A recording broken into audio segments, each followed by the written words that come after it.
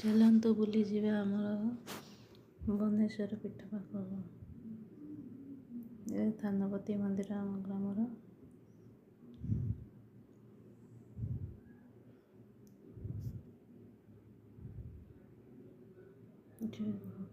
ମନ୍ଦିରର ନାମ ଲେଖାଯାଇଛି।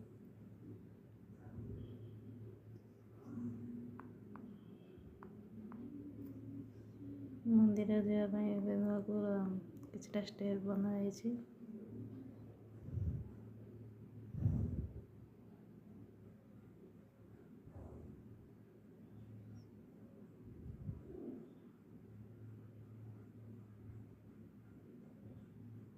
ବହୁତ ଲୋକ ଯାଇ ମନ୍ଦିରର ପ୍ରସାଦ ନେଇକି ଆସିଲେଣି।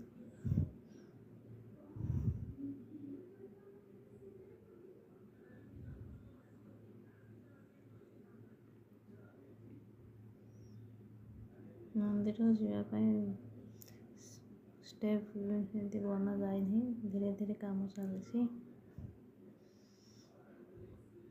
ମନ୍ଦିର ଚତୁଃପାର୍ଶ୍ୱ ଦୃଶ୍ୟ ବହୁତ ସୁନ୍ଦର ଲାଗୁଛି।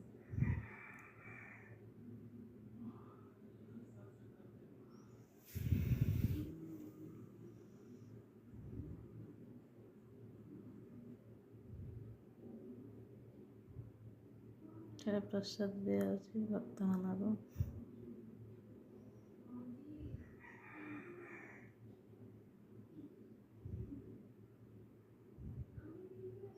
ପାହାଡ଼ ଉପରେ ଯେହେତୁ ମନ୍ଦିରଟା ଯିବା ପାଇଁ ଟିକେ କଷ୍ଟ ହୁଏ।